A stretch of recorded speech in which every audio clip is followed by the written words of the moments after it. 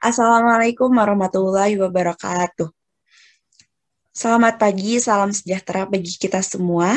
Pada kesempatan ini, kami kelompok 3 mata kuliah pedagogik dengan dosen pengampu Ibu DRA Saraswati MPD dan Bapak Acep Roni Hamdani MPD berkesempatan untuk mempresentasikan mengenai alat pendidikan, lingkungan pendidikan, dan tingkat pendidikan. Sebelumnya, izinkan saya memperkenalkan diri. Saya Restu Nabilah dengan MPM 205060088 sebagai moderator di sini. Saya juga akan memperkenalkan anggota kelompok saya, yaitu ada Lia Siti Soleha dengan MPM 205060087, Salsya Cahyana dengan MPM 205060090, Hari Gunardi dengan MPM 205060100, Vina Nabila dengan MPM 205060101, dan yang terakhir Mila Anggreni dengan MPM 205060102. Di sini saya juga berkesempatan menjadi pemateri pertama mengenai pengertian pendidikan. Secara umum, alat pendidikan adalah segala sesuatu yang digunakan untuk mencapai tujuan pendidikan. Menurut Ahmad Marimba, memandang alat pendidikan dari aspek fungsinya, yaitu alat sebagai perlengkapan, alat sebagai pembantu mempermudah usaha untuk mencapai tujuan pendidikan.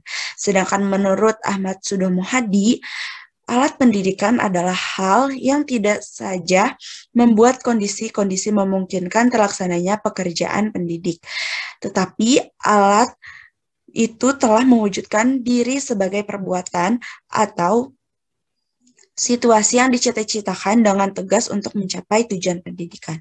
Istilah pendidikan sering diidentikan dengan media pendidikan. Media pendidikan adalah alat, metode, dan teknik yang digunakan dalam rangka meningkatkan efektivitas, komunikasi, dan interaksi edukatif antara guru dan siswa dalam proses pendidikan dan pengajaran di sekolah. Baik, terima kasih. Pemateri selanjutnya saya persilahkan. Assalamualaikum warahmatullahi wabarakatuh. Saya Salsa Cahyana dengan MPM 205060090. Di sini akan membahas tentang macam-macam alat pendidikan.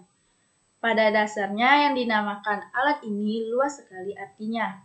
Segala perlengkapan yang dipakai dalam usaha pendidikan itu disebut sebagai alat pendidikan. Selain itu juga merupakan pembantu mempermudah terlaksananya tujuan pendidikan. Macam-macam alat pendidikan, yang pertama yaitu berdasarkan perbuatan atau tindakan pendidik atau software. Yang pertama, tindakan yang bersifat positif mendorong anak didik untuk melakukan serta meneruskan tingkah laku tertentu. Tindakan yang bersifat positif mendorong ini terbagi 3. Yang pertama, teladan, yang kedua perintah, yang ketiga pujian atau hadiah. Yang pertama, teladan. Tingkah laku, cara berbuat dan berbicara seorang pendidik akan ditiru oleh anak. Maka, lahirlah gejala identifikasi positif, yakni penyamaan diri terhadap pendidik. Teladan adalah sesuatu yang patut dicontoh, baik itu nilai, sikap, ataupun perilakunya. Pendidik merupakan figur utama dalam lingkungan pendidikan yang utama dijadikan teladan bagi peserta didik. Maka seyogyanya seorang pendidik memperhatikan kejelasan tingkah laku mana yang harus ditiru dan sebaliknya. Yang kedua, perintah. Perintah adalah tindakan pendidik menyuruh peserta didik melakukan sesuatu yang diharapkan untuk mencapai tujuan tertentu. Alat ini diperlukan dalam pembentukan pribadi yang disiplin secara positif. Dalam memberikan perintah, pendidik hendaklah memberikan perintah tersebut sesuai dengan keadaan dan umur peserta didik. Tiap-tiap perintah hendaklah disesuaikan dengan kesanggupan anak didik. Juga pendidik janganlah terlalu banyak berlebihan memberikan perintah sebab dapat mengakibatkan anak tersebut tidak patuh tetapi menentang. Yang ketiga, pujian atau hadiah. Hadiah tidak harus berwujud material, tetapi juga tindakan pendidik. misalnya tersenyum atau memberi acungan jempol. Hal ini sangat berpengaruh dalam menambah motivasi, menggembirakan, dan menambah kepercayaan peserta didik. Pujian merupakan tindakan pendidik yang bertujuan memperkuat penguasaan tujuan pendidikan tertentu yang telah dicapai oleh peserta didik. Baiklah, sekian pembahasan dari saya. Selanjutnya saya kembalikan kepada moderator. Baik, terima kasih kepada pemateri sebelumnya. Di sini saya akan melanjutkan mengenai macam-macam alat pendidikan. B. Tindakan yang bersifat mengekang, mendorong, dan melindungi peserta didik untuk menjauhi serta menghentikan tingkah laku tertentu. Yang pertama, larangan. Merupakan tindakan pendidik menyuruh peserta didik untuk tidak melakukan atau menghindari hal-hal atau tingkah laku tertentu demi tercapainya tujuan pendidikan tertentu. Yang kedua, teguran. Dilakukan oleh pendidik untuk mengoreksi pencapaian tujuan pendidikan oleh peserta didik. Yang ketiga, peringatan dan ancaman.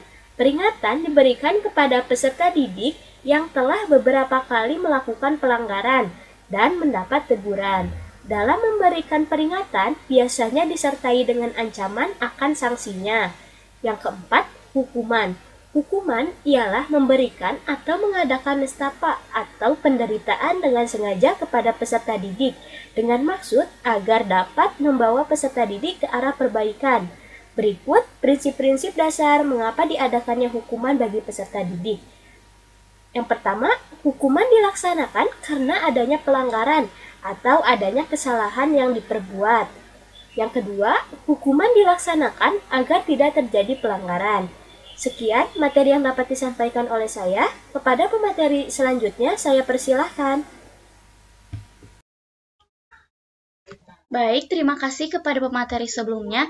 Di sini saya Lia Siti Soleha dengan NPM 2050687 akan menjelaskan tentang benda-benda sebagai alat bantu atau hardware. Benda-benda sebagai alat bantu atau hardware terdapat 3 komponen. Yang pertama ada gedung sekolah, yang kedua ada perpustakaan, yang ketiga ada alat peraga.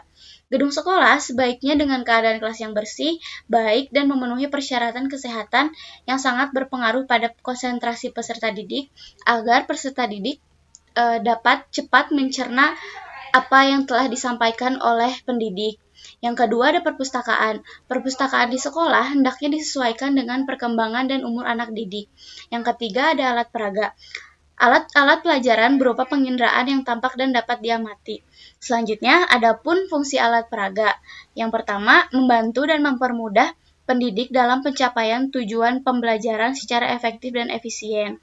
Yang kedua, memudahkan peserta didik menangkap materi pembelajaran dan memperkaya pengalaman belajar, serta membantu memperluas ilmu pengetahuan. Dan yang terakhir, menstimulasikan pengembangan pribadi serta profesi pendidik dalam usaha untuk meningkatkan mutu pengajaran di sekolah. Mungkin cukup sekian yang dapat saya sampaikan. Kepada pemateri selanjutnya, saya persilahkan. Saya Hari Gunardi dengan BEM 20, 50, 60, 100 akan menyampaikan materi dan fungsi dan tujuan dari alat pendidikan. Yang pertama ada fungsi dari alat pendidikan, yaitu yang pertama membantu dan mempermudah para guru dalam mencapai tujuan secara efektif dan efisien. Yang kedua, memperjelas penyajian pesan dan informasi sehingga mempermudah peserta didik menangkap materi pelajaran. Yang ketiga, meningkatkan dan mengarahkan perhatian anak sehingga dapat memunculkan motivasi belajar. Yang keempat, mengatasi keterbatasan indera ruang dan waktu. Yang kelima, memberikan kesamaan pengalaman tentang peristiwa yang terjadi di lingkungan sekitar.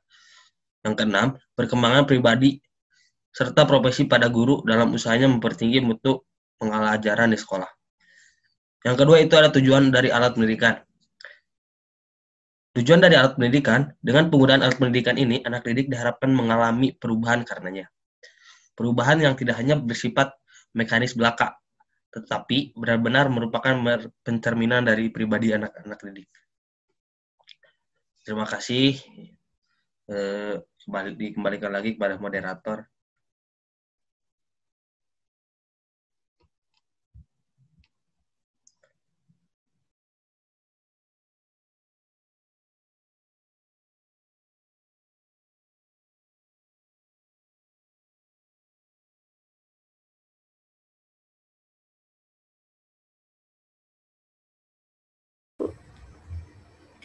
Macam-macam lingkungan pendidikan.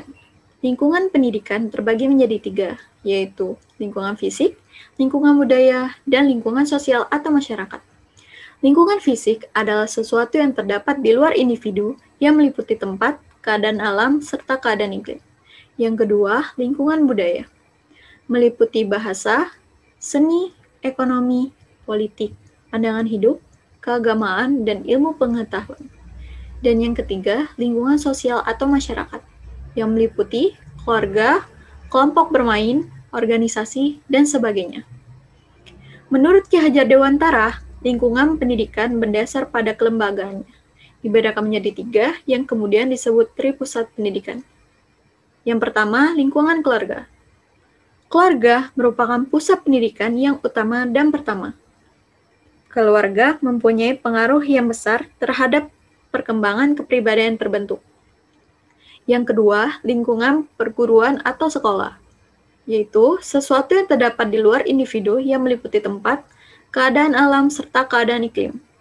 Dan yang ketiga, lingkungan fisik, yaitu sesuatu yang terdapat di luar individu yang meliputi tempat, keadaan alam, serta keadaan iklim. Faktor-faktor yang mempengaruhi tingkat pendidikan. Ada 3. Yang pertama, motivasi individu. Semakin besar motivasi seseorang untuk terus berprestasi, maka dia akan terus mencoba menggapai pendidikan mereka ke jenjang yang lebih tinggi. Yang pertama, keinginan untuk menempuh pendidikan, dan kedua adalah cita-cita. Selanjutnya, kondisi sosial. Keadaan yang berkenaan dengan kemasyarakatan yang selalu mengalami perubahan-perubahan melalui proses sosial, yaitu kondisi lingkungan keluarga dan kondisi lingkungan masyarakat. Dan yang ketiga, kondisi ekonomi keluarga. Menurut Gerungan, keadaan ekonomi keluarga berpengaruh terhadap perkembangan anak-anak. Beberapa kondisi ekonomi yang mempengaruhi pendidikan anak yaitu pendapatan dan jumlah anggota keluarga yang menjadi tanggungan. Sekian dari saya kembalikan kepada moderator. Baik, kesimpulannya adalah alat pendidikan merupakan segala sesuatu yang digunakan untuk mencapai tujuan pendidikan. Selain itu, alat pendidikan adalah hal yang tidak saja membuat kondisi-kondisi memungkinkan terlaksananya pekerjaan mendidik, tetapi alat mendidik itu telah mewujudkan diri sebagai perbuatan atau situasi yang dicita-citakan dengan tegas untuk mencapai tujuan pendidikan. Fungsi penggunaan alat pendidikan adalah membantu dan mempermudah para guru dalam mencapai tujuan secara efektif dan efisien, serta memperjelas penyajian pesan dan informasi sehingga mempermudah peserta didik dalam menangkap materi pembelajaran.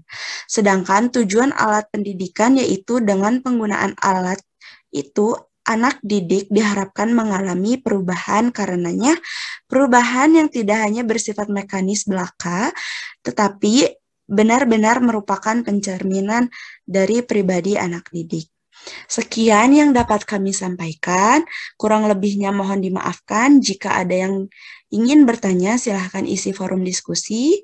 Kami kelompok 3 mengucapkan terima kasih atas perhatiannya. Wassalamualaikum warahmatullahi wabarakatuh.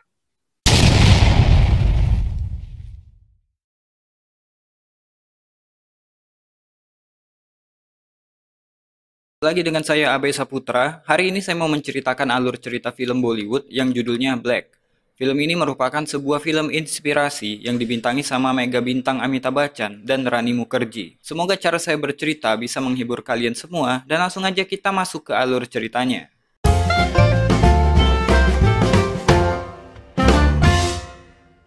Film ini dimulai ketika seorang anak kecil bernama Michelle dilahirkan ke dunia dengan keadaan buta dan tuli. Hal itu membuat orang tuanya yang mendapatkan kabar itu dari dokter pun terkejut dan sedih. Michelle akhirnya tumbuh besar dalam keadaan kegelapan dan keheningan. Selama 8 tahun, dia selalu membuat masalah baru.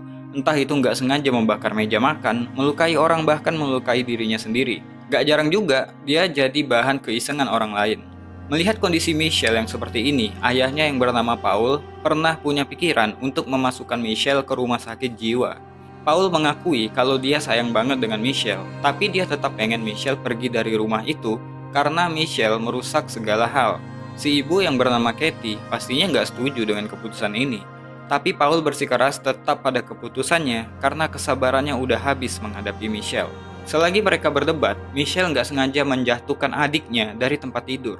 Paul pun langsung memukul Michelle tanpa ampun. Katie pun langsung membela Michelle dari amukan suaminya itu dan memohon kepada Paul untuk lebih memahami Michelle karena kondisi Michelle yang nggak bisa melihat, mendengar, dan berbicara. Michelle bisa dibilang memang benar-benar menderita di dalam kegelapannya sendiri. Suatu malam, Katie pernah berkata pada suaminya untuk mendatangkan guru dari sekolah khusus yang biasa melatih anak-anak seperti Michelle. Paul pun bilang, Michelle nggak butuh seorang guru, tapi Michelle butuhnya seorang magician yang bisa merubah kondisinya. Katie pun memohon kepada Paul untuk memberikan kesempatan pada Michelle. Siapa tahu guru ini bisa membawa sinar terang untuk anak mereka. Adalah seorang pria bernama Pak Debrach. Dia adalah seorang guru yang diceritakan Katie kepada suaminya. Pak Debrach adalah guru yang memang murid-muridnya adalah anak-anak yang punya kondisi buta dan tuli. Surat dari orang tua Michelle pun datang untuk Pak Debrach, memintanya untuk mengajar Michelle. Dia pun akhirnya memenuhi permintaan tersebut dan datang ke rumah orang kaya ini untuk bertemu dengan Michelle. Dia pun berkenalan dengan Michelle dengan cara yang gak biasa. Ketika melihat sebuah lonceng diikatkan di badan Michelle, Pak Debrach pun bertanya tentang itu. Kata Paul, itu supaya memudahkan mereka untuk mencari Michelle kalau Michelle menghilang. Pak Debrach pun memarahi Paul karena udah menganggap Michelle kayak binatang. Paul malah bilang, itu adalah tugas Anda, membuat anak saya menjadi manusia. Bagaimana cara Anda mengurus anak saya nanti? Tanya Paul. Pak Debrach pun bilang, jari adalah bagian tubuh yang biasa digunakan untuk seorang anak yang buta dan tuli. Ketika makan siang, Pak Debrach nggak habis pikir. Orang tua ini membiarkan Michelle memakan makanannya sambil berdiri dan berkeliaran ketika sedang berdoa. Pak Debrach pun kembali memarahi orang tua ini karena nggak mengajari Michelle dengan sopan santun. Beberapa kali Michelle mendapatkan dorongan dari Pak Debrach dan terjatuh ke lantai. Hal itu membuat Paul marah besar dan menyuruh Pak Debrach untuk membiarkan Michelle melakukan apapun yang dia mau karena Michelle adalah anak yang cacat. Tapi, Pak Debrach tetap bersikeras untuk mengajari Michelle dan menolak menyebut Michelle sebagai anak yang cacat. Katie pun berkata pada suaminya untuk memberikan kesempatan pada Pak Debrach dalam mengajari Michelle. Mereka pun keluar dari ruangan makan dan meninggalkan Michelle dan Pak Debrach. Pada siang itu, Pak Debrach mengajari Michelle makan dengan cara yang baik. Namun ini pertama kalinya Michelle mengenal Pak Debrach. Saat itu dia pun gak henti-hentinya memberikan perlawanan. Cara mengajar Pak Debrach memang keras dan kasar. Mungkin itulah metode yang dia gunakan untuk mengajari anak yang buta dan tuli seperti Michelle. Menghadapi Michelle memang butuh kesabaran yang ekstra buat Pak Debrach. Tapi pada akhirnya, Michelle pun mengikuti ajaran Pak Debrach dengan makan menggunakan sendok. Pemandangan yang baru pertama kali dilihat oleh Katie selama melahirkan Michelle, dan dia bersyukur dengan pemandangan itu. Tapi sayangnya, gak buat Paul. Dia mau Pak Debrach pergi dari rumahnya karena gak suka dengan cara mengajar Pak Debrach yang kasar dan sombong. Belum lagi kalau Pak Debrach adalah pecandu alkohol. Dia pun langsung to the point menyuruh Pak Debrach pergi dari rumahnya. Paul memberikan tiket kereta, uang gaji, dan juga surat pemberhentian. Bahkan dia menyuruh Pak Debrach untuk memasangkan lagi lonceng yang dia cabut kepada Michelle. Besoknya, kebetulan Paul berangkat untuk kerja selama 20 hari. Hal ini pun dimanfaatkan oleh Pak Debrach untuk tetap diam di rumah itu demi Michelle. Pak Debrach menyuruh para pembantu mengosongkan ruang kerja Paul untuk diubah menjadi ruang belajar Michelle. Hal itu mendapatkan pertentangan dari Katie, karena seharusnya Pak Debrach udah angkat kaki dari rumah itu. Pak Debrach cuma khawatir kalau dia pergi dari rumah itu, Michelle akan dimasukkan ke rumah sakit jiwa. Walaupun Katie berkata bahwa Michelle nggak akan dimasukkan ke rumah sakit jiwa selama dia masih hidup. Tapi Pak Debrach punya pengalaman buruk ketika ibunya juga berkata yang sama ketika menghadapi saudara perempuannya yang juga buta dan tuli. Namun pada akhirnya, ibunya sendiri yang menyeret saudara perempuannya itu ke rumah sakit jiwa. Pak Debrach pun bilang kalau Michelle akan belajar lewat sentuhan. Itulah alasannya mengubah ruangan itu menjadi ruangan yang nyaman untuk Michelle. Pak Debrach berencana akan mengosongkan ruang kerja Paul untuk Michelle dan akan melarang siapapun masuk ke ruangan itu selain dirinya. Awalnya Katie nggak setuju, tapi Pak Debrach meyakinkan ini semua demi kebaikan Michelle. Pak Debrach pun juga bilang, nggak perlu ngasih dia gaji, nggak perlu ngasih dia tunjangan. Dia juga nggak akan minum alkohol. Yang dia butuhkan hanyalah waktu yang banyak bersama Michelle. Mendengar hal itu, Katie pun setuju. Pada hari itu, sekolah khusus untuk Michelle pun dimulai. Dan aturan Katie nggak boleh menemui Michelle pun berlaku saat itu. Bahkan ketika Michelle membutuhkan ibunya, Pak Debruch membentak Katie untuk pergi dari ruangan itu dan nggak boleh menemui Michelle selama 20 hari ke depan. Michelle pun pada malam itu mulai belajar dengan jarinya. Pak Debruch juga mengajari Michelle untuk nggak takut dengan apapun, termasuk air. Michelle dari hari ke hari udah mulai melunak. Dia diajari pelan-pelan memahami arti hubungan. Misalnya antara air dan haus, antara malam dan tidur. Tapi dia masih bingung antara nama dan artinya. Misalnya, dia bisa mengucapkan sendok, tapi nggak tahu sendok itu yang mana. Hari demi hari pun berlalu. Tibalah hari ke-19, di mana tersisa 1 hari lagi untuk Pak Debruch mengajari Michelle. Katie mengingatkan kalau Paul bisa aja datang kapanpun dan dia khawatir tentang itu. Tapi Pak Debruch masih mau bersama Katie menghabiskan waktu yang masih tersisa beberapa jam lagi. Karena menurutnya, ilmu bisa datang dalam sekejap. Malam itu, Katie melihat Michelle makan dengan diam dan menggunakan sendok. Dia pun berterima kasih kepada Pak Debruch karena udah menjadikan Michelle gadis yang baik. Besoknya, Pak Debruch tetap mengajari Michelle dengan menggunakan waktu yang tersisa. Di tengah-tengah kesibukan para pembantu yang tengah mengembalikan ruangan kerja Paul seperti semula pun, Pak Debruch tetap mengajar. Namun, seperti yang Katie takutkan, Paul pun pulang ke rumah dan menyuruh Pak Debruch untuk pergi. Akhirnya dia nggak bisa berkata apa-apa dan pergi meninggalkan mereka, kemudian mengemasi barangnya. Ketika dia akan pergi meninggalkan rumah ini, dia melihat Michelle mengulangi kebiasaan buruknya dengan melempar-lemparkan makanan dan makan tanpa sendok. Pak Debruch pun nggak bisa membiarkan hal ini dan turun untuk kembali mengajari Michelle. Dia nggak bisa membiarkan pelajaran yang udah dia kasih selama 20 hari dilupakan sama Michelle. Di meja makan itu, Michelle menyiram Pak Debruch dengan air. Pak Debruch pun kesal dan menyeret Michelle keluar, kemudian menuju ke kolam air dan menceburkannya di sana. Kirain Michelle tenggelam. Ternyata dia yang tadinya takut air, jadi keasikan main air. Dia pun lalu mengajak Pak Debruch untuk masuk ke dalam kolam dan ajaibnya, Michelle langsung mempraktekkan apa yang udah dia pelajari selama 20 hari. Water adalah kata pertama yang dia ucapkan kepada Pak Debruch. Pak Debruch pun langsung teriak memanggil Katie dan Paul untuk keluar. Di halaman, Michelle juga belajar beberapa kata seperti rumput dan bunga. Dia juga berhasil memanggil orang tuanya dengan sebutan mama dan papa.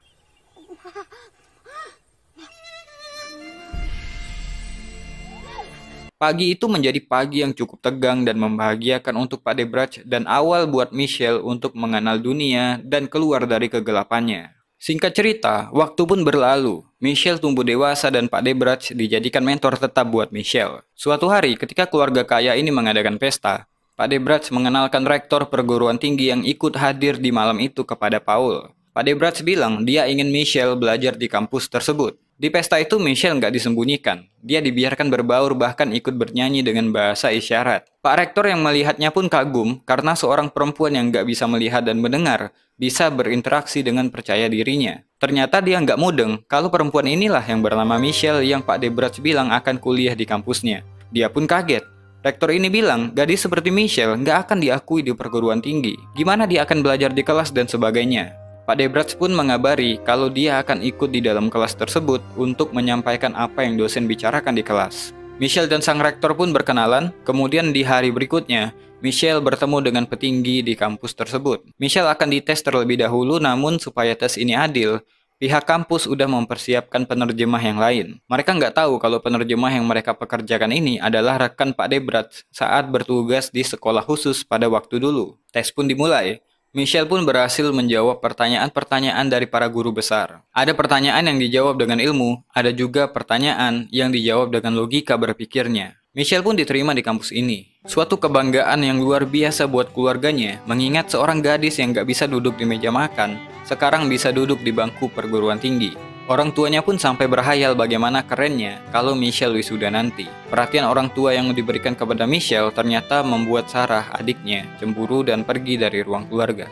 Untuk mendukung Michelle, orang tua mereka membelikan sebuah rumah yang dekat dengan kampus. Michelle akan hidup mandiri ditemani pembantunya dan juga Pak Debruch yang tinggal di rumah sebelah. Hari Michelle sebagai mahasiswa pun dimulai. Dia pun belajar dengan Pak Debruch yang turut ikut sebagai penerjemah. Ketika dosen mengajar di kelas, jari-jari Pak Debruch berkomunikasi kepada Michelle. Di kelas pun Michelle nggak jadi mahasiswa yang pasif, tapi dia juga aktif menyanggah atau bertanya kepada dosennya. Di sana dia mendapatkan pengalaman baru, teman-teman yang baru, dan juga kesempatan untuk membuktikan diri bahwa dia bisa walaupun itu adalah hal yang mustahil dipikirkan orang. Peran Pak Debrat sangat penting untuk kuliah Michelle. Untuk belajar dari buku, Pak Debrat yang selalu membaca bukunya sekalian menyampaikannya pada Michelle. Untuk mengerjakan tugasnya, Pak Debrat juga mengajari Michelle mengetik dengan huruf Braille dengan mesin tik khusus. Tahun pertama pun selesai. Pak Debrat pun mengabari Michelle nilai akhir dari semua mata kuliahnya. Dan Michelle di tahun itu nggak lulus di semua mata kuliah yang dia ambil. Tapi asiknya, mereka nggak kecewa, malah merayakan kegagalan tersebut. Di semester pertama memang mereka enjoy. Sayangnya, di tahun berikutnya, kegagalan Michelle tetap terjadi. Pak Debrat pun melaporkan itu ke orang tua Michelle. Pak Debrat sendiri khawatir dengan dirinya karena dia udah tua. Untungnya, Pak Rektor masih mau membantu Michelle walaupun Michelle udah gagal selama 2 tahun. Dia memberikan buku kuliah dengan huruf Braille sehingga Pak Debrat nggak perlu lagi membacakan buku untuknya. Penyebab kegagalan Michelle sebenarnya bukan karena dia bodoh, tapi karena kemampuan mengetiknya yang lambat yang menyebabkan dia selalu kehabisan waktu untuk menjawab soal. Seperti yang Pak Debrat bilang, mengetahui jawabannya aja nggak cukup. Michelle juga harus menuliskannya di atas kertas. Di tahun ketiga pun Michelle masih gagal. Hal itu membuat dirinya frustasi dan ingin pulang aja. Tapi Pak Debrat nggak mau itu terjadi karena dia udah mendedikasikan 18 tahun hidupnya untuk membuat Michelle berhasil. Tapi Michelle udah menolak untuk belajar. Bahkan Katie pun ikut menyerah dan menyuruh Pak Debrat membiarkan Michelle pulang. Pak Debrat tetap bersikeras untuk menyuruh Michelle tetap belajar dari kegagalannya. Dia pun berdebat dengan Michelle dan tanpa sadar, dengan emosi yang lagi naik, Michelle mengutarakan pendapatnya di mesin ketik. Dan dia pun mengetik dengan sangat cepat. Sesuatu hal yang melegakan. Dengan begitu, Michelle pun bisa mengejar ketertinggalannya di kelas. Tapi masalah baru pun muncul. Di usia Pak Debrat yang udah tua, dia mengalami gejala Alzheimer atau penyakit pikun. Pernah kejadian ketika bertemu dengan rektor, dia lupa di mana pintu keluar. Dia juga pernah nggak mengenali dirinya sendiri dan juga nggak mengenali Pak Rektor. Bahkan di beberapa waktu lain yang paling gawat, ketika pergi keluar bersama Michelle untuk membeli es krim, Alzheimer-nya kambuh yang membuat dia nggak ingat sama sekali tentang apa yang terjadi sebelumnya. Dia lupa dengan Michelle dan meninggalkan Michelle di tempat keramaian. Karena kelamaan menunggu, Michelle pun pergi mengecek yang membuat dia hampir tertabrak mobil. Beruntungnya dia bisa pulang dengan diantar orang lain. Pak Rektor pun menyarankan Pak Debrat memeriksakan gejala ini kepada dokter.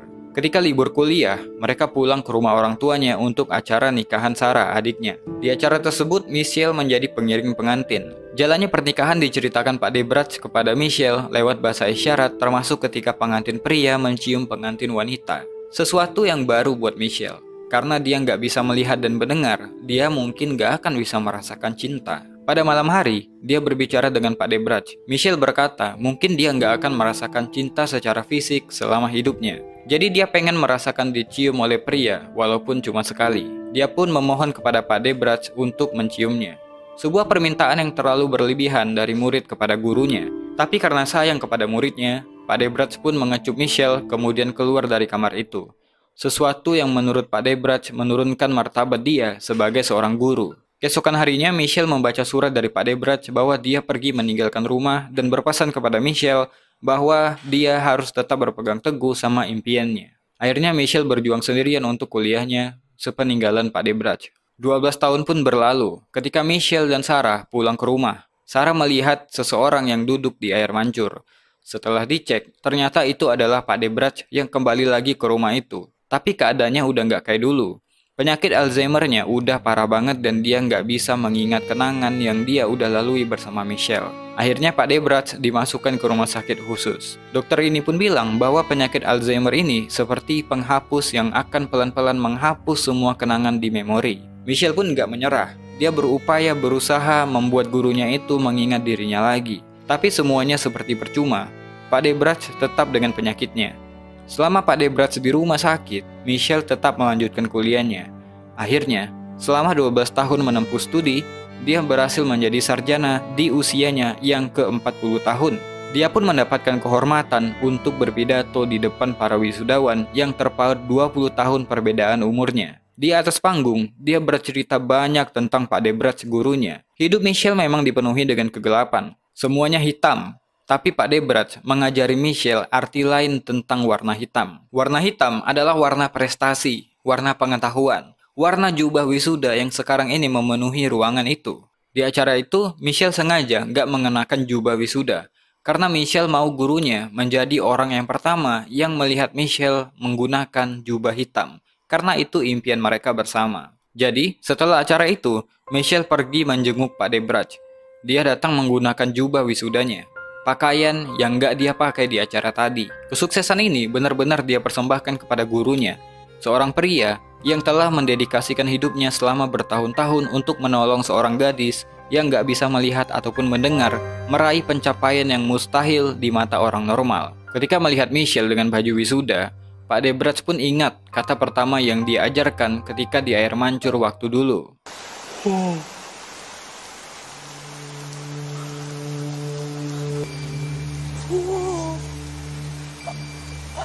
Sebuah cerita perjuangan seorang disabilitas yang patut kita tiru semangatnya. Film ini sebenarnya terinspirasi dari sebuah kisah nyata dari seorang perempuan Amerika bernama Helen Keller.